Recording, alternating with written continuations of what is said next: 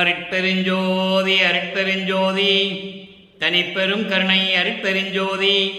எல்லா உயிர்களும் இன்புற்று வாழ்க, வள்ளல் மலரடி வாழ்க வாழ்க, கொல்லா விரதம் குவளையெல்லாம் ஓங்குக, நல்லோ நினைத்த நலம்பெறுக, நன்று நினைத்த எல்லோரும் வாழ்க இசைந்து. உலக மக்களே, அறிவார்ந்த அன்பர்களே, ஆண்மநேய ஒருமைப்பாடுடைய அன்பர்களே, வல்லற்பமா நமக்கு அள்ளிய திருவருட்பாவில் 3ஆம் திருமுறையில் ஆற்றா விரகம் என்ற பதிகத்தில் இருக்கின்ற பாடலுடைய விளக்கங்களை பார்த்து கொண்டிருக்கிறோம். ஆற்றா விரகம் என்பது சகித்து கொள்ள முடியாத ஒரு பிரிவு, தாங்கிக் கொள்ள முடியாத ஒரு வேதனை என்று பொருள். அதாவது காதலர்கள் இடையே ஏற்படும் பிரிவு. ஒரு ஆணும் பெண்ணும் காதலித்து பிரிவு ஏற்பட்டால் அதனுடைய வேதனை எப்படி இருக்கும் என்பதை வல்லற்பெருமான் இந்த பாடலிலே கூறியிருக்கிறார்கள். அதாவது பாடலுடைய மைய கருத்து என்னவென்றால், இறைவன் மீது எவ்வளவு காதல் கொண்டுள்ளார் என்பதையும், அந்த இறைவனை பார்க்க முடியாமல் பிரிந்து எவ்வளவெல்லாம் வேதனைப்படுகிறார் என்பதையும் இந்த பாடலிலே நமக்கு அருளியிருக்கிறார்கள். அதோடு மட்டுமல்ல, தன்னை தலைவியாகவும் இறைவனை தலைவனாகவும் வர்ணனை செய்து இந்த பாடலை நமக்கு அருளியிருக்கிறார்கள். சமயங்களும் மதங்களும் மார்க்கங்களும் சூழ்ந்திருந்த காலகட்டங்களில், இந்த பிரபஞ்சம் தோன்றிய காலத்திலிருந்தே சமயங்களையும் மதங்களையும் மார்க்கங்களையும் உருவாக்கினார்கள். அந்த சமயத் தலைவர்கள், மதத் தலைவர்கள், மார்க்கத்தினுடைய தலைவர்கள் எல்லாம் அந்த நெறிகளிலே பின்பற்றி கொண்டு இறைவனை எப்படியெல்லாம் உருவகப்படுத்தினார்கள் என்பதையும், எப்படியெல்லாம் வழிபாடு செய்தார்கள் என்பதையும், அந்த வழிபாட்டுக்கு தேவையான ஆலயங்களை அமைத்து, வழிபாட்டு முறைகளை அமைத்து, வழிபாடு நேரங்களையும் அமைத்து மக்களை வழிபட வைத்து விட்டார்கள். 4 யுகங்களிலுமே கிரேதயுகம், திரேதயுகம், துவாரயுகம், கலியுகம், இந்த 4 யுகங்களிலுமே இந்த சமயங்களும் மதங்களும் மார்க்கங்கள் எல்லாம் சேர்ந்து கொண்டு மக்களை நல்வழிப்படுத்தாமல் மக்களை வேறான வழியில் திசை திருப்பிக் கொண்டிருந்தார்கள். அந்த உண்மையை இந்த உலகிற்கு எடுத்து சொல்ல வேண்டும் என்பதற்காக, அதோடு மட்டுமில்லாமல் இந்த சமயங்களையும் மதங்களையும் மார்க்கங்களையும் சாராத ஒரு மார்க்கத்தை இறைவன் அருட்பெருஞ்சோதி ஆண்டவர் நிறுவி சமரச சுத்த சன்மார்க்க சங்கத்தை தொடங்கி, அந்த சங்கத்தை நிறுவி அதை செயலாற்றுவதற்காக ஒரு மகனை இந்த மண்ணுக்கு வருவிக்க செய்தார். சமரச சுத்த சன்மார்க்கம் என்பது தனிப்பட்ட மார்க்கம், எதையும் சாராத மார்க்கம், எந்த சமயங்களையும் மதங்களையும் மார்க்கங்களையும் சாராத மார்க்கம், இறைவனை நேரடியாக அடையக்கூடிய மார்க்கம், எந்த விதமான அறியாமையும் மூட நம்பிக்கையும் இல்லாத ஒரு மார்க்கம். இப்படிப்பட்ட ஒரு மார்க்கத்தை நிறுவி அதை மக்களிடையே பரப்ப வேண்டும், மக்களிடையே சொல்ல வேண்டும் என்பதற்காக தன் மகனை இந்த பண்டுலைக்கு வருவிக்க செய்தார் அருட்பெருஞ்சோதி ஆண்டவர். அதே நேரத்தில் இந்த சமயங்களும் மதங்களும் மார்க்கங்களும் சூழ்ந்திருந்த காலகட்டங்களில் வருவிக்க உற்ற நமது குழந்தை இறைவன் வல்லற்பெருமான் அவர்கள் அதே சமயங்களிலும் மார்க்கங்களிலும் மூழ்கி இருந்தார் என்பது உண்மை. ஏனென்றால் அவர் வருவிக்க செய்த குடும்பமும் சைவ குடும்பம், சமயங்களையும் மார்க்கங்களையும் சார்ந்த குடும்பம். அந்த நிலையில் நமது குழந்தை இறைவன் வல்லற்பெருமான் அவர்கள் அந்த சமயங்களிலேயும் மார்க்கங்களையும் மூழ்கி கொண்டு எப்படியெல்லாம் இறைவனை உருவகப்படுத்தினார் என்பதையும், எப்படியெல்லாம் வேண்டினார் என்பதையும் 1ஆம் திருமுறையிலிருந்து 5ஆம் திருமுறை வரைக்கும் நாம் திருவருட்பாவிலே கண்கூடாக பார்க்கலாம். அதுதான் உண்மை. அதன் பிறகு தன்னை இறைவன் வந்து ஆட்கொண்ட பிறகு, அருட்பெருஞ்சோதி ஆண்டவர் தன்னை ஆட்கொண்ட பிறகு அவருக்கு மறைப்பு நீங்குகிறது. ஏன் இந்த மண்ணுலைக்கு வருவிக்க விட்டோம் என்ற நிலை அவருக்கு புரிகிறது. 9வது ஆண்டில் இறைவனால் வருவிக்க உற்று 9வது ஆண்டில் இறைவன் ஆண்டு கொண்ட பிறகு அவருடைய மறைப்பு நீங்குகிறது. மறைப்பு நீங்கியவுடன் சமயங்களும் மதங்களும் மார்க்கங்களும் சார்ந்த காலகட்டங்களில் நாம் இப்படியெல்லாம் பாடிவிட்டோமே என்று சொல்லி வருந்தி கொண்டிருந்த பொழுது, சமரச சுத்த சன்மார்க்கத்தை தன் தந்தையிடமிருந்து பெற்ற பிறகு, அருட்பெருஞ்சோதி ஆண்டவரிடமிருந்து பெற்ற பிறகு சமயங்களும் மதங்களும் மார்க்கங்களும் சாராத நிலையான சமரச சுத்த சன்மார்க்கத்தை நான் என் தந்தையிடமிருந்து பெற்றுக்கொண்டேன். சமரச சுத்த சன்மார்க்கம் என்பது எதையும் சாராத மார்க்கம், இறைவனை நேரடியாக அடையக்கூடிய மார்க்கம் என்று சொல்லி நமக்கு 6ஆம் திருமுறையை வல்லப்பமான அருளினார்கள். அந்த வகையிலே இன்று நாம் 3ஆம் திருமுறையிலே இருக்கின்ற பாடலுக்கு சமயங்களும் மதங்களும் மார்க்கங்களும் சூழாத ஒரு மார்க்கத்தை இறைவனிடமிருந்து, அதாவது தன் தந்தையிடமிருந்து பெற்ற பிறகு எப்படி இறைவனை வேண்டி அருளை பெற்றுக்கொண்டார் என்பதை நாம் கண்கூடாக பார்க்கலாம். ஏனென்றால் இந்த 1ஆம் திருமுறையிலிருந்து 5ஆம் திருமுறை வரைக்கும் சமயங்களையும் மதங்களையும் சார்ந்திருந்த காலகட்டங்களில் நமது குலைந்த இறைவன் எந்த அருளையும் இறைவனிடமிருந்து பெறவில்லை. அதையெல்லாம் விட்ட பிறகுதான் இந்த ஏறா நிலைமிசை எனக்கு கிடைத்தது, அதனால்தான் எனக்கு தயவு கிடைத்தது என்று சொல்லுவார். அப்படிப்பட்ட சூழ்நிலையில் இருந்து கொண்டு இந்த பாடலுடைய விளக்கத்தை நாம் பார்க்க போகிறோம். நன்றாக கவனியுங்கள்.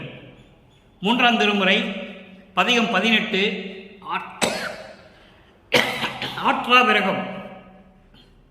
ஆற்றா விரகம் என்ற பதிகத்தில் இருக்கின்ற பாடலை பார்க்க போகிறோம். பன்னார் மொழியார் உருகாட்டும் பனைசூழ் ஒற்றி பதியினர் அவர், என் கண்ணார் மணி போன்ற என் உயிரில் கலந்து வாழும் கல்வர் அவர். நன்னார் இன்னும் திரு அணையாய் நான் சென்றிடனும் நலமருள என்னார் ஆயின் என் செய்வேன் என்னை மடவார் இகழ்வாரே. தன்னை தலைவியாகவும் இறைவனை தலைவனாகவும் உருவகப்படுத்தி தோழியிடம் சொல்லுகிறாள். ஒரு பெண் தோழியிடம் தன் காதலனுடைய நிலையை சொல்லுகிறாள். அதாவது இறைவன் மீதும் எவ்வளவு காதல் கொண்டுள்ளார் என்பதை உலக மக்களுக்கு தெரியப்படுத்துகிறார். இதுதான் விஷயம். அதை ஒரு பெண்ணைவாக உருவப்படுத்தி ஒரு பெண்ணிடம் சொல்லுவது போல சொல்லுகிறார். அதான் உண்மை. பன்னார் மொழியார் என்பது இசையோடு சேர்ந்திருக்கின்ற இனிய சொல் பேசுகின்றவர், அதாவது இனிமையாக பேசுகின்றவர். அவர் பேசும் மொழியை ஒரு இசை போல இருக்கும். எப்படி சொல்றார் பாருங்க. இறைவன் பேசும்போது அவர் பேசுகின்ற மொழி ஒரு இசையோடு கலந்து இன்பமான ஒரு மொழியாக இருக்கும். உருக்காட்டும் பனைசூழ் ஒற்று பதியினர். உருக்காட்டும் பனைசூழ் ஒற்றி பதியினர் என்பது நெல் வயல்களும் செழிப்பான வயல்களும் நீர்நிலைகளும் சேர்ந்து விளங்கி கொண்டிருக்கின்ற திருவொற்றியூரில் இருக்கின்ற இறைவன் அவர். அன்பர்களை நல்லா கவனிக்கணும். இங்கே திருவொற்றியூரில் இருக்கின்ற இறைவன் என்று சொல்லுவார். வயல்களும் நீர்நிலைகளும் சார்ந்த திருவொற்றியூரில் இருக்கின்ற இறைவன், அவர் பேசுகின்ற மொழி இனிமையாக இருக்கும். அப்படிப்பட்ட அவர் கண்ணார் மணி போன்றவர், என் கண்ணின் மணி போன்றவர். நல்லா கவனிச்சுக்கிட்டே வரணும் நீங்க. ஏன்னா 6ஆம் திருமுறையில் இதுக்கு விளக்கம் இருக்கு. இங்கே இறைவனை சமயங்களும் மதங்களும் மார்க்கங்களும் சூழ்ந்த காலகட்டங்களில் இறைவனை எப்படி வர்ணிக்கிறார், அதே இறைவனை சமரச சுத்த சன்மார்க்கம் பெற்ற பிறகு இந்த மதங்களும் சமயங்களும் மார்க்கங்களும் சாராத நிலையில் இறைவனை எப்படி போற்றி வணங்கி அருளை பெற்றுக்கொண்டார் என்பதை பார்க்க போகிறோம். கண் போன்ற மணி போன்ற அவர் என் உயிரில் கலந்து வாழும் கல்வர். என் உயிரில் கலந்து வாழும் கல்வர். திருடன் சொல்றார் இறைவனை. ஓடி ஒளிஞ்சிக்கிட்டு இருக்கான், திருடன் போன்று இருக்கிறான் அந்த இறைவன். என் உயிரில் கலந்து வாழும் என் கல்வர் அவர். நன்னார் இன்னும் வந்து சேரவில்லை. நான் அவனை என் உயிர் போன்று காத்து கொண்டிருக்கிறேன். என் உயிரில் கலந்த இறைவன் என்று நான் நினைத்துக் கொண்டிருக்கிறேன். என் உயிரில் கலந்த கணவன் என்று நான் நினைத்துக் கொண்டிருக்கிறேன். என் கண் போன்று விளங்கிக் கொண்டிருக்கிறார் என்று நான் நினைத்துக் கொண்டிருக்கிறேன். அந்த இறைவன் திருவொற்றியூரிலே இருக்கின்றான், இன்னும் என்னிடம் வந்து சேரவில்லை. நன்னார் இன்னும் என்று சொன்னால் இன்னும் என்னிடம் வந்து சேரவில்லை. திரு அணையாய் நான் சென்றிடனும். திரு அணையாய் என்பது நான் ஒரு அடியானாக ஒரு அடியனாக நான் சென்று அவரை பார்க்க சென்றாலும் நலம் அருள எண்ணார். எனக்கு அருளை தரக்கூடிய எண்ணம் அவருக்கு இல்லை. எவ்வளோ அற்புதமாக சொல்ற பாருங்க. நான் ஒரு அடியார் வேடத்தில் சென்றாலும் கூட எனக்கு அருளை தர அவர் நினைப்பதில்லை. நான் என்ன செய்வேன்? மடவார் என்னை இகழ்வாரே. இந்த உலகில் இருக்கிற பெண்களெல்லாம் என்னை பார்த்து இகழ்ந்து பேசுவார்களே, என்ன பெண் இவள்? காதலனை தேடி தேடி சென்று கொண்டிருக்கிறாள், காதலனை வர்ணனை செய்து கொண்டிருக்கிறாள். அந்த காதலன் இவனும் இன்னும் வந்து இவளோடு சேரவில்லை என்று என்னை இந்த உலக மக்கள், உலகம் பெண்கள், மடவார் என்பது பெண்கள், இந்த உலகத்தில் இருக்கின்ற பெண்கள் எல்லாம் என்னை இகழ்ந்து பேசுவார்களே என்று தோழியிடம் சொல்லுகிறாள். தலைவி வருந்தி, தலைவனை பற்றி வருந்தி தோழியிடம் சொல்லுகிறாள். இது மையக்கருத்து. இறைவனுடைய நிலையை வள்ளற்பெருமான் தெளிவாக கூறுகிறார். இந்த பாடலுடைய பொருள் பாருங்க.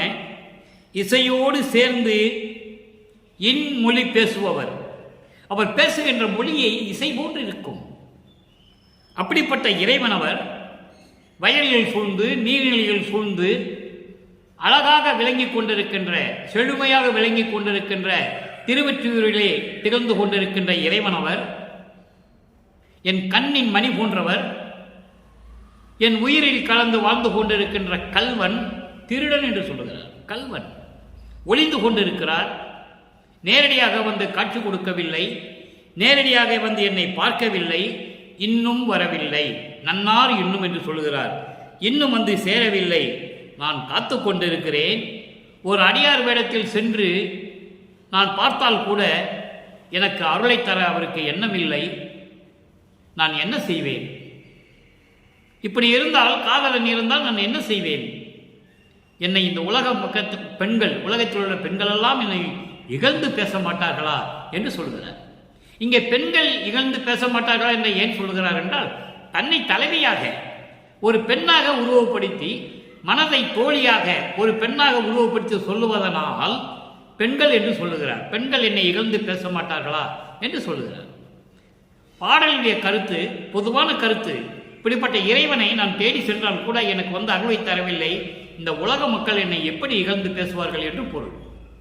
இப்போ இதே இறைவனை சமரச சுத்த சன்மார்க்கத்தை பெற்ற பிறகு, தன் தந்தையிடம் சமரச சுத்த சன்மார்க்கத்தை பெற்ற பிறகு 6ஆம் திருமுறையிலே இந்த நிலைகளை எப்படி சொல்லுகிறார்? இன்று நான் பார்த்த இந்த 3வது பாடல் பன்னார் மொழியார் என்று சொல்லுவார் இறைவனை.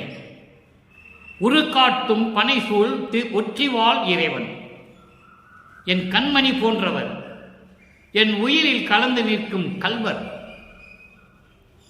நன்னார் இன்னும். இந்த 3 நிலைகளை அந்த பாடலிலே நமக்கு அருளி இருக்கிறார்கள்.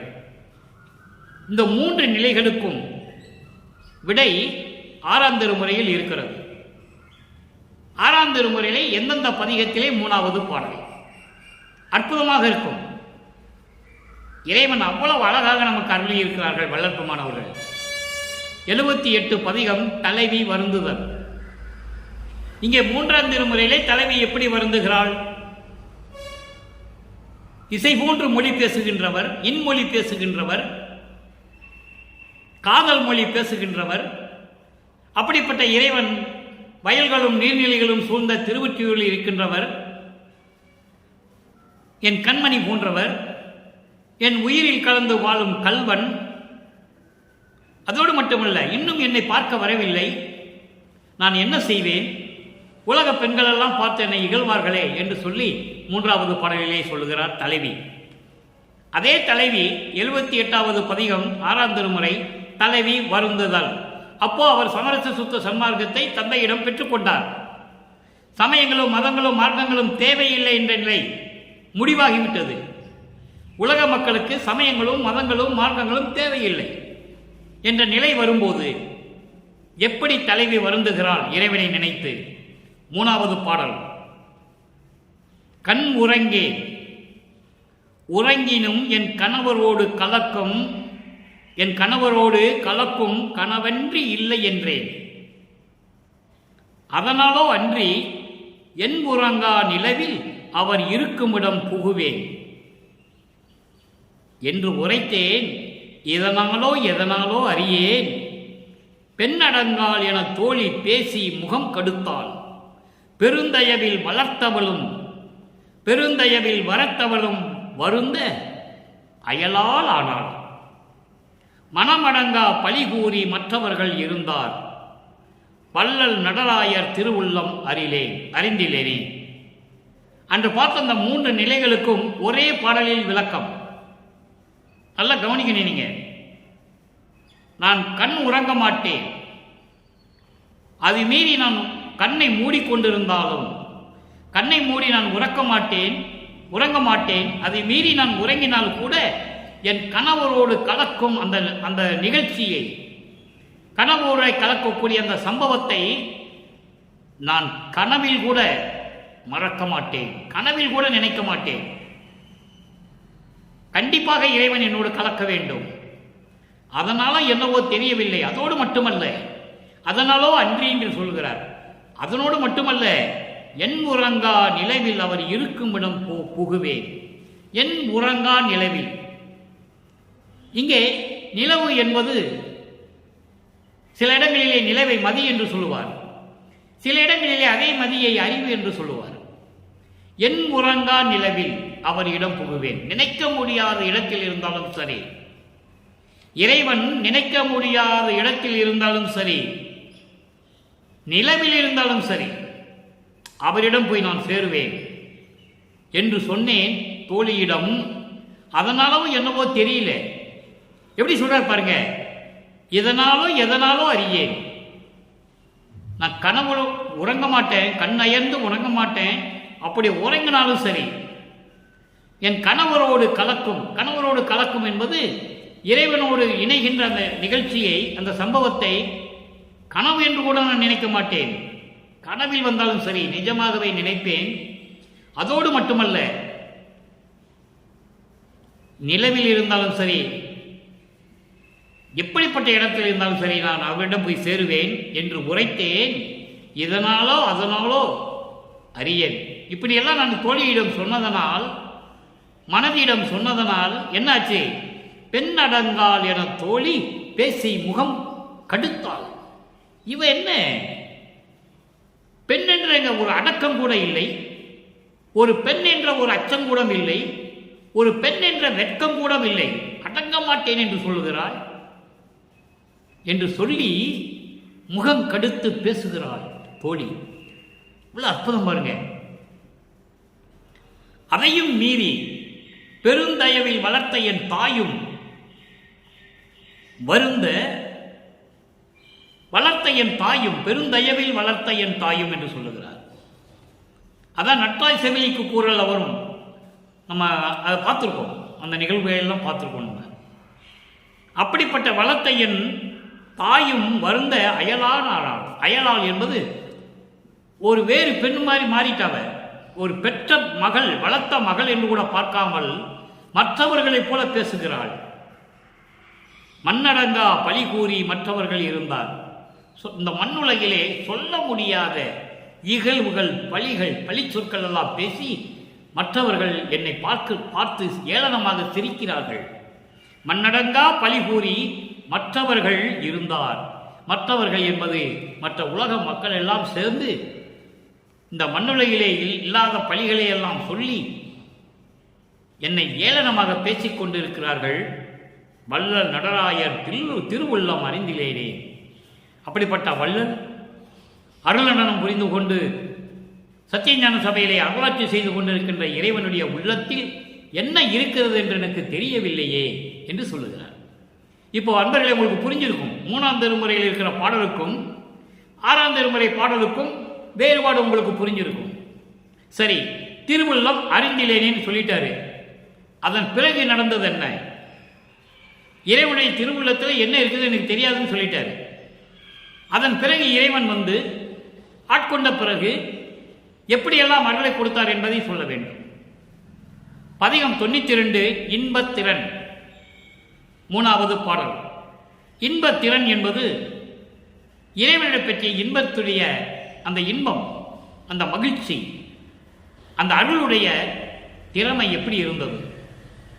3வது பாடல் அளந்திடும் வேத ஆகமத்தின் அடியும் நடுமுடியும் அப்புறமும் அப்பாலும் அதன் மேலும் விளங்கி. இறைவன் எங்க இருக்காரு சொல்றார் பாருங்க. இறைவன் எங்க இருக்காருன்னு தெரியல. என் உயிரில் கலந்து வாழும் கல்வன் என்று சொல்லுவார் 3ஆம் திருமுறையிலே. 6ஆம் திருமுறையிலே எங்க இருக்கிறாருன்னு தெரியல. அவன் உள்ளத்துல என்னதான் நினைச்சிட்டு இருக்காருன்னு தெரியலன்னு சொல்லுவார். அந்த இறைவன் எப்படிப்பட்ட இறைவன் என்கே பதில் சொல்லுகிறார்.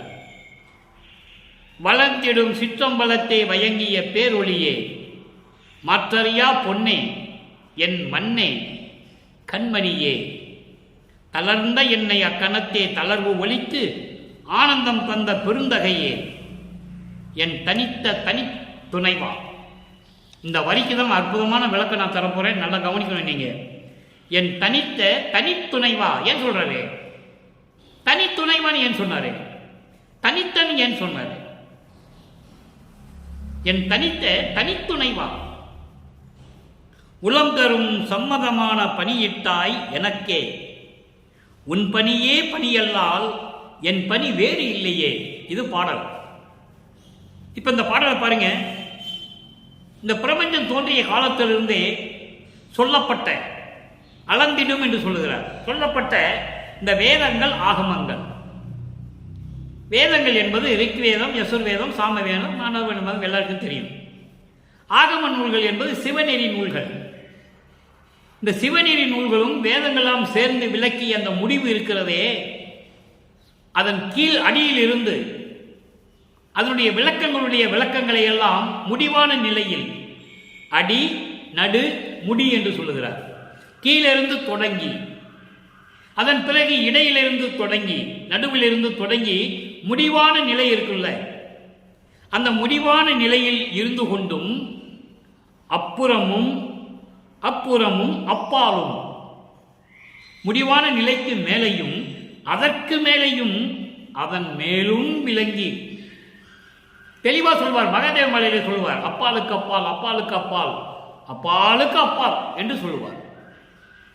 அந்த மாதிரி இடத்திலிருந்து விளங்கி வளர்ந்திடும் சிற்றம்பலத்தே வயங்கிய, அங்கே திகழ்ந்து கொண்டிருக்கின்ற சிற்றம்பலம், வளர்ந்திடும் சிற்றம்பலம் என்பது அங்கே விளங்கிக் கொண்டிருக்கின்ற சிற்றம்பலத்தில் விளங்கிய பேரொளியே, அருப்பெருஞ்சோதியே. அருப்பெருஞ்சோதி எங்க இருக்காரு? 16வது நிலையில் இருக்காரு. ஞானத்தில் ஞானம், சரியை கிரியை யோகம் ஞானம். சரியை கிரியை யோகம் இந்த முன்னாங்க 12 நிலைகளை விட்டுட்டு ஞான சரியை, ஞான கிரியை, ஞான யோகம், ஞானத்தில் ஞானம். அப்படிப்பட்ட 16வது நிலையில் இருக்கின்றவன் இறைவன். அவன் தான் அருப்பெருஞ்சோதி.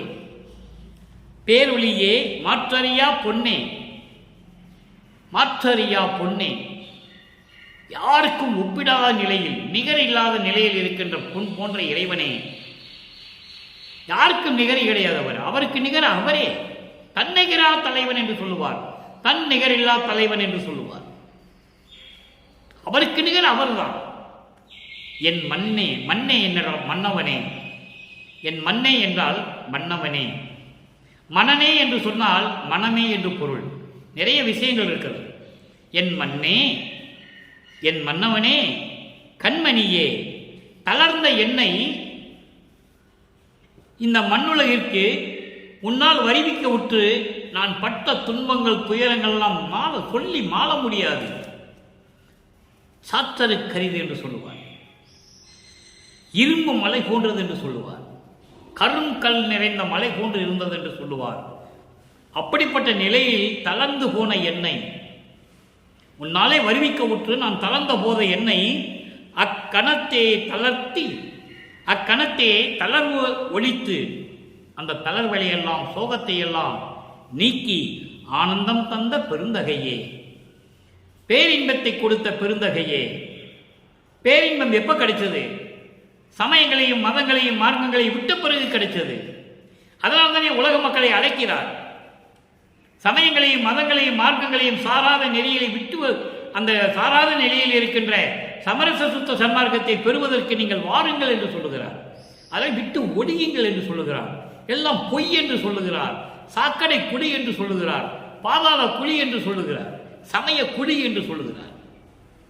அதையெல்லாம் விட்டு வந்தால்தான் உங்களுக்கு இந்த நிலை கிடைக்கும் என்பதை தான் இங்கே சொல்லுகிறார். தளர்வெல்லாம் ஒழித்து ஆனந்தம் தந்த பெருந்தகையே, என் தனித்த தனித்துணைவா, தனித்துணைவா, ஒப்பற்ற நிலையில், யாரிடம் ஒப்பிட முடியாத நிலையில் சுயமாக தோன்றிய, ஆதியும் அந்தமும் இல்லாமல் தோன்றிய அருட்பெருஞ்சோதியே, என் தனித்துணைவா, யாரிடையும் சார முடியாத, யாருடன் ஒப்பிட முடியாத என் உயிருக்கு துணையாக இருக்கின்ற இறைவனே என்று சொல்கிறார். தனித்துணைவா, உள்ளம் தரும் சம்மதமான பணியிட்டாய், உன் உள்ளத்தின் சம்மதத்தோடு எனக்கு எல்லா அருளையும் கொடுத்து இந்த பிரபஞ்சத்தை இயக்குவாயாக என்று எனக்கு கட்டளையிட்டாய். உள்ளம் தரும் சம்மதமான பணியிட்டாய் எனக்கே. அற்புதமான நிகழ்வு, அற்புதமான இடம். எல்லாவற்றையும் பெற்றுக்கொண்டு இந்த பிரபஞ்சத்தை இயக்க வேண்டும் என்று எனக்கே பணியிட்டாய். எனக்கு மட்டும்தான் நீ சொன்ன, யாருக்கு நீ சொன்னதே இல்லை. உன் பணியே பணியல்லால், நீ சொன்ன கட்டளையை நான் ஏற்று பணி செய்யாவிட்டால் வேறு என்னைக்கு என்ன வேலை இருக்கிறது, வேறு எந்த வேலை இருக்கிறது என்று சொல்லி இந்த பாடலை நாம் அருளி இருக்கிறார்கள். சரி, இப்போ எல்லாம் பட்டாச்சு. மகனுக்கு முடி சூட்டணும் இல்லை, மகனுக்கு அருள் சூட்டுவதை, அருள்முடி சூட்டுவதை இந்த பிரபஞ்சத்துக்கு தெரியப்படுத்த வேண்டும் அல்லவா? ஏனென்றால் இந்த மண்ணுலைக்கு வருவிக்கு விட்டதிலிருந்து இவன் என் மகன் என்று அவர் சொல்லவே இல்லை. இவர் சொல்லிக் கொண்டிருந்தார், என்னை ஆட்கண்ட அருள்கடலே, என் தந்தையே என்றெல்லாம் சொல்லிக் கொண்டிருந்தார். ஆனால் இறைவன் மகன் என்று சொல்ல வேண்டும் அல்லவா? அந்த நிகழ்வை 100வது பதிகம் பேரழிவு 3வது பாடல், 3ஆம் திருமுறையில் இருக்கிற 3வது பாடலுக்கு இவ்வளவு விளக்கம் இருக்கிறது. அன்புடை மகனே, மெய்யருள் திருவை அண்டர்கள் வியப்புற நினக்கே, இன்புடை உரிமை மனம் புரிவிப்பா. பிரபஞ்சம் அறிய அண்டர்கள், அண்டர்கள் என்றால் தேவர்கள், விண்ணவர்கள், பதத்தலைவர்கள், மண்டலாதிபதிகள், நாகாதிபதிகள், சக்திகள், சத்தர்கள், எல்லாம் ஒட்டுமொத்தமாக அண்டர்கள் சொல்கிறார். அன்புடை மகனே, என் அன்பான மகனே, மெய்யருள் திருவை அண்டர்கள் வியப்புற. இந்த பிரபஞ்சம் தோன்றிய காலத்திலிருந்து எந்த முனிவனும் எந்த ரிஷியும் சொன்னதில்லை, இறைவன் வந்து என்னை இப்படியெல்லாம் சொன்னான் என்று யாரும் சொன்னதில்லை. அன்பான மகனே, மெய்யுருள் திருவா, மெய் அருளை தரக்கூடிய அந்த தேகங்கள், சுத்த தேகம், பிரவண தேகம், ஞான தேகம் என்ற தேகங்களை அண்டர்கள் வியப்புற, விண்ணவர்கள் வியக்கும்படி நினக்கே அன்போடு மகிழ்வோடு உரிமையோடு, மகன் என்ற உரிமையோடு, மகன் என்ற உரிமையோடும் மனம் புரிவிப்பா. மனம் புரிவிப்போம் என்பது உனக்கு அந்த அருள்களை எல்லாம் தரப்போகிறேன், ஏற்றுக்கொள்வாயாக. மனம் புரிவிப்பு என்பது அருளை தருவது, அதை தான் நீங்கள் மனப்புரிவிப்பது என்று சொல்கிறார். 2.5 கடிகையில் விரைந்தே. 2.5 கடிகை என்பது 1 மணி நேரம், ஒரு கடிகை என்பது 24 நிமிடங்கள். அந்த 1 மணி நேரத்தில் உடனடியாக உனக்கு அன்பான மகனே, உனக்கு எல்லா தேகங்களையும் கொடுத்து, எல்லா அருளையும் கொடுத்து, மகன் என்ற உரிமையோடு உனக்கு எல்லா அருளையும் கொடுக்கப் போகிறேன். துன்புடையவை கண் முழுவதும் தவிர்ந்தே, தூய்மை சே நன்மன கோலம் பொன் புடை விளங்க புனைந்து கொள் என்றார். பொதுநடம் புரிகின்றார் தாமே. எல்லா துன்பங்களையும் தரக்கூடிய எல்லா செயல்களையும் எல்லாம் நீக்கிவிட்டு, எல்லா துன்பங்களையும், துயரங்களையும், இடர்களையும், பயங்களையும், அச்சங்களையும் எல்லாம் ஒட்டுமொத்தமாக சொல்றது, எல்லாவற்றையும் நீக்கிவிட்டு புனிதமான முறையில். அப்படின்னா என்ன அர்த்தம்? துன்பங்களையும் துயரங்களையும் தரக்கூடிய சமயங்களையும் மதங்களையும் மார்க்கங்களையும் நீக்கிவிட்டு, எல்லாவற்றையும் ஒதுக்கி தள்ளிவிட்டு, முழுவதுமாக தவிர்த்துவிட்டு, தூய்மை சேர் நன்மன கோலம். தூய்மை சேர் நன்மன கோலம் என்பது சமரச சுத்த சன்மார்க்க சங்கத்தை பெற்றுக்கொண்டு பொன்புடை விளங்க புனைந்து கொள் என்றார். பொன்புடை விளங்க என்பது பொன்புடை, அதாவது பொன் போன்று இருக்கின்ற அந்த சமரச சுத்த சன்மார்க்கத்தை பெற்றுக்கொண்டு ஏற்றுக்கொண்டு நீ வருகை என்றார், புனைந்து கொள் என்றார். உலகியல் விளக்கம் வேறு. புனைந்து கொள் என்பது ஆடை அலங்காரம் பண்ணி, ஆடையை நல்ல பட்டாடை உடுத்தி, அணிகலங்களையெல்லாம் போட்டு, மைனர் செயினெல்லாம் போட்டு, மோதிரத்தை போட்டு, பிரேஸ்லெட் போட்டு, இப்படியெல்லாம் வான்னு சொல்லலை. அது வேறு விளக்கம்.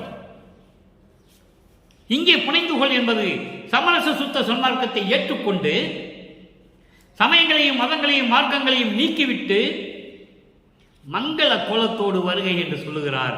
தூய்மையாக, புனிதனாக, சுத்த சிவநெறியில் இருந்து கொண்டு வருகை என்று சொல்லுகிறார். எவ்வளவு அற்புதம் பாருங்க. யாராலையும் சொல்ல முடியாது, வாய்ப்பே இல்லை. பொதுநலம் புரிந்தார் தாமே. சத்தியஞான சபையிலே அருளனம் செய்து கொண்டு அருளாட்சி செய்து கொண்டிருக்கின்ற இறைவன் தான் சொன்னார், புரிகின்றார் தாமே. அப்படியெல்லாம் இருக்கின்ற இறைவன் தான் என்னிடம் சொன்னார், அன்புட மகனே, அன்பான மகனே, உனக்கு 3 தேகங்களையும் மெய்யுருள் திரிவை அண்டர்கள் வியப்புற நினைக்கே மணி விரிவிப்பான் என்று சொன்னார். மகன் என்ற உரிமையோடு எனக்கு எல்லாவற்றையும் கொடுத்தார். சமயங்களையும் மதங்களையும் மார்க்கங்களையும் விட்டு விலகி வா என்று சொன்னார். துன்பங்களை தரக்கூடிய என்று சொல்லுகிறார். துன்புடை கண் முழுவதும் தவிர்ந்தே தூய்மை சேர் நன்மனக்கோலம். தூய்மை சேர் நன்மனக்கோலம் என்பது சமரச சுத்த சன்மார்க்கத்தை பெற்றுக்கொண்டு, பொன்னான அந்த சங்கத்தை பெற்றுக்கொண்டு நீ வருவாயாக. 2.5 கடிகையில் உனக்கு எல்லா அருளையும் நான் தர வேண்டும் என்று சொல்லி சத்தியஞான சேவையில் இருக்கின்ற இறைவன் சொன்னார் என்று சொல்கிறார். இறுதியாக ஒரே ஒரு விளக்கம். 103 தலைவி கூறுதல். இங்கே தலைவி வருந்துவது, தலைவி தோழியிடம் சொல்லி வருந்துவது 3ஆம் திருமுறையிலே. எல்லாவற்றையும் முடித்துவிட்டு உறுதியாக சொல்லுகிறார் தோழியிடம் தலைவி. எப்படி இறைவன் வரப்போகிறார் என்று சொல்லுகிறார். நல்லா கவனிக்கணும் நீங்க. அதுவும் 3வது பாடல். அங்கே 3வது பாடல் 3ஆம் திருமுறையிலே 3வது பாடலிலே இன்று நாம் பார்த்த பாடலிலே சொல்லுவார், கல்வன் என்று சொல்லுவார். இறைவனை கல்வன் என்று சொல்லுவார். தன்னுடன் கலக்க வேண்டும் என்று சொல்லி திருடனாக ஒளிந்து கொண்டிருக்கிறான் என்று சொல்லுவார். அந்த இறைவன் வரப்போகிறதை தலைவி எப்படி சொல்லுகிறாள் என்பதை நீங்கள் பார்க்க வேண்டும். அதாவது இறைவன் வருவதை பற்றி நமது வல்லற்பமானவர்கள் கூறுகிறார்கள். முன்பாட்டு காலையிலே வருகுவர் என் கணவர், மோசமில்லை மோசமென மொழிகின்றார் மொழிக. பின்பாட்டு காலையிலே நினைத்த எல்லாம் முடியும், பிசகில்லை இம்மொழி சிறிதும் பிசகில்லை. இவ்வுலகில் துன்பாட்டு, நல்ல கவனிக்கணும் நீங்க, இவ்வுலகில் துன்பாட்டு சிற்றினத்தால் சிறுமொழி கேட்டு உள்ளம் புலங்கேல். நம் மாளிகையை சூழ அலங்கரிப்பாய், தன்பாட்டு திருப்பொதுவில் நடத்து இறைவர் ஆணை. சத்தியம் சத்தியம் மாதே, சத்தியம் சத்தியமே. மாதை என்பது பெண். தோழியிடம் சொல்லுகிறார் தலைவி இறைவன் வருவதை. அற்புதமான ஒரு நிகழ்வு. பொருள் பாருங்க. முன்பாட்டு காலையிலே, முன்பாட்டு காலை என்பது சுமாராக இரவு 12 மணியிலிருந்து ஒரு 4 மணி வரைக்கும் சொல்லுவார்கள். அதை பிரம்ம முகூர்த்தம் என்று சொல்லுவார்கள். அந்த நேரத்திலே சூரியன் உதயமாவதற்கு முன் முன்பாட்டு காலை, ரவி வருவதற்கு முன் என்று சொல்வார் வளர்ப்புமார் ஒரு சில இடங்களிலே. ரவி என்பது சூரியன். அப்படி பிரம்ம முகூர்த்தத்தில் 12 மணியிலிருந்து 4 மணிக்குள் அந்த வேளையிலே என் கணவர் வருவார், வருகுவர். என் கணவர் வருவார், மோசமில்லை, இது ஏமாற்று இல்லை. மோசம் என்று சொல்லுகின்றவர்கள் சொல்லட்டும். யாரை சொல்லுகிறார்? சமயங்களையும் மதங்களையும் மார்க்கங்களையும் சார்ந்தவர்களை சொல்லுகிறார். அவங்கெல்லாம் மோசம், இது ஏமாற்று வேலை என்று சொல்லுவார்கள்.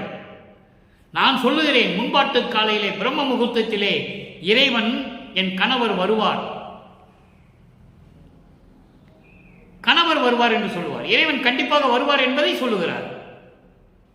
தன்னை தலைமையாக உருவகப்படுத்தியதனால் கணவர் என்று சொல்லுகிறார். அவ்வளவுதான். இறைவன் கணவர் என்பது இறைவன். இதை சமயங்களையும் மதங்களையும் மார்க்கங்களையும் சேர்ந்தவர்கள் ஏமாற்று வேலை என்று சொல்லுவார்கள். ஏமாற்று வேலை என்று சொல்பவர்கள் சொல்லிக்கிட்டே இருக்கட்டும். அதான் சொல்றார், மோசம் என மொழிகின்றனர் மொழிக. அவங்க சொல்லிக்கிட்டே இருக்கட்டும். பின்பாட்டு காலையிலே நினைத்த எல்லாம் முடிய பிசகில்லை. பின்பாட்டு காலை, பின்பாட்டு காலை என்பது அருளை பெற்ற பிறகு, முன்பாட்டு காலையிலே கணவர் வருகிறார், அருளை எல்லாம் நம்ம பெற்றுக்கொண்ட பிறகு பின்பாட்டு காலையிலே அந்த அருள் ஆற்றல்களை எல்லாம் நான் நினைத்ததை எல்லாம் முடியும், நான் நினைத்ததை எல்லாம் என்னால் பெற முடியும். பிசகில்லை. பிசகில்லை என்றால் இது தவறாது. பிசகு என்பது தவறுவது, இது தவறாது. உண்மை உண்மை. இம்மொழி சிறிதும் பிசகில்லை. நான் சொல்லுவதெல்லாம் உண்மை, தவறானது அல்ல, எடுத்து சொல்லுவதல்ல, கற்பனை செய்வது சொல்வதல்ல, கற்பனை செய்து கொண்டு சொல்வதல்ல, உண்மையான நிலை என்று சொல்லுகிறார். இவ்வுலகில் துன்பாட்டு சிற்றினத்தார் சிறுமொழி கேட்டு, ஒரே வரி, இவ்வுலகில் துன்பாட்டு சிற்றினத்தார் சிறுமொழி கேட்டு, இந்த சமயங்களையும் மதங்களையும் மார்க்கங்களையும் சேர்ந்து கொண்டிருந்தவர்கள், துன்பங்களையும் துயரங்களையும் தரக்கூடிய இந்த சமய நெறிகளையும் மத நெறிகளையும் மார்க்க நெறிகளையும் பின்பற்றி கொண்டு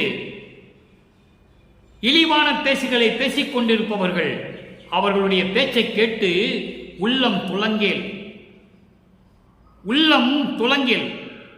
உள்ளம் தடுமாறாத, உன்னை தடுமாற செய்வாங்க, தேவையில்லாத சொல்லுவாங்க, அதெல்லாம் நீ கேட்காத மனமே, என் தோழியே, நம் மாளிகையை சூழ அலங்கரிப்பாய். நம் மாளிகை என்பது என்ன? உள்ளம். இந்த உள்ளத்தை சூழ அலங்கரிப்பாய். சுத்தமாக, உள்ளத்தை சுத்தமாக வைத்துக் கொண்டிரு என்று சொல்லுகிறார் மனதிடம். அப்படி சூழ அலங்கரிப்பாய். தன்பாட்டு திருப்பொதிவில் அருள்நிலையில் இருக்கின்ற, சத்தியஞான சபையில் இருக்கின்ற, அருள் நடனம் செய்து கொண்டிருக்கின்ற, அருளாட்சி செய்து கொண்டிருக்கின்ற இறைவனுடைய கட்டளை இது. இது ஆணை. சத்தியம் சத்தியம் மாதே, சத்தியம் சத்தியம் பெண்ணே, இது சத்தியம் சத்தியமே என்று சொல்லி நமக்கு இந்த பாடலை அருளியிருக்கிறார்கள். ஆக அன்பர்களே, இன்று நாம் பார்த்த 3ஆம் திருமுறையிலே 3வது பாடலுக்கு மதங்களையும் சமயங்களையும் மார்க்கங்களையும் சார்ந்த நிலையில் எப்படி இறைவனை வள்ளற்பெருமான் கூறி அழைத்தார்கள் என்பதையும், அப்போ அவருக்கு மறைப்பு இருந்தது என்பதையும், அதன் பிறகு இறைவன் ஆட்கொண்ட பிறகு மறைப்பு நீங்கிய பிறகு அதே இறைவனை எப்படியெல்லாம் அந்த பாடலுக்கு, அந்த நிலைகளுக்கு எப்படியெல்லாம் 6ஆம் திருமுறையிலே விளக்கம் கொடுத்திருக்கிறார் என்பதையும் நாம் பார்த்துவிட்டோம். உங்களுக்கும் புரிந்திருக்கும் என்று நான் கருதுகிறேன். இதைவிட எளிமையாக, உண்மையாக திருவருட்பாவில் கூறப்பட்ட அந்த உண்மை நிலைகளை யாரும் கூற முடியாது என்பதை தாழ்ந்த கருத்துடன், தாழ்மையுடன் கேட்டுக்கொண்டு, அப்படிப்பட்ட இறைவனை நீங்களும் வணங்கி இறைவனிடமிருந்து எல்லா பொருளையும் அருளையும் பெற்றுக்கொண்டு சமயங்களையும் மதங்களையும் மார்க்கங்களையும் அந்த குறியீடுகளையும் சாராத நிலையில் இறைவனை வணங்க வேண்டும். குறியீடுகள் என்பது மண்ணகல் விளக்கிலே தீபம் ஏற்றி அதுக்கு பூ போடுவது, தேங்காய் உடைச்சி வைப்பது, வாழைப்பழம் மேலே ஊதுவத்தியை கொளுத்தி வைப்பது, கற்பூரம் காட்டுவது, குத்து விளக்கு ஏற்றுவது, இந்த நிகழ்வுகள்லாம் இருக்கவே கூடாது, இருக்கக்கூடாது. அதான் சொல்லுகிறார், குணம் குறிகள் குறித்திடாது அனங்கர கலந்த அன்புடை நட்பை என்று சொல்லுவார். அகவலிலே சொல்லுவார், எந்த குணங்களும் குறிகளும் இருக்கவே கூடாது. இதனுடைய விளக்கம் நிறைய இருக்கிறது. குணம் குறிகள் குறித்திடாது என்ற விளக்கமே 5 மணி நேரம் சொல்லலாம். அது விளக்கத்துக்கு உலகியல் விளக்கம் என்ன, சமரச சுத்த சன்மார்க்க விளக்கம் என்ன என்பதை சொல்லுவதற்கு 5 மணி நேரம் வேண்டும். அதை தனியாக ஒரு பதிவு செய்யலாம். அப்படி குணங்களும் குறிகளும் குறிக்கிடாமல், எதையும் எண்ணாமல், வெறும் அகல் விளக்கை மட்டும், மண் அகல் விளக்கிலே தீபமேற்றி அருப்பெருஞ்சோதி அருப்பெருஞ்சோதி தனிப்பெருங்கனை அருப்பெருஞ்சோதி என்ற மகாமந்திரத்தை உச்சரித்து இறைவனை வேண்டி, இறைவன் வைத்திருக்கிறான், எவ்வளவு வேணாலும் கொடுப்பான். சைவ நெறியில் இருந்து கொண்டு கொலையும் புலையும் தவிர்த்து இறைவனை வணங்கி எல்லாவற்றையும் பெற்றுக்கொண்டு இந்த உலகிலே நீங்களும் உறவினர்களும் உங்கள் குழந்தைகளும் மனைவியும் மனையாளும் எல்லாருமே இன்புற்று வாழ இறைவனுடைய தயவாலயம் கருணையாலயம் வேண்டி இந்த வள்ளலார் ஊழியன் விடைபெறுகிறேன். மீண்டும் நாளை சந்திப்போம். நன்றி, வணக்கம். அருட்பெருஞ்சோதி அருட்பெருஞ்சோதி தனிப்பெரும் கருணை அருட்பெருஞ்சோதி.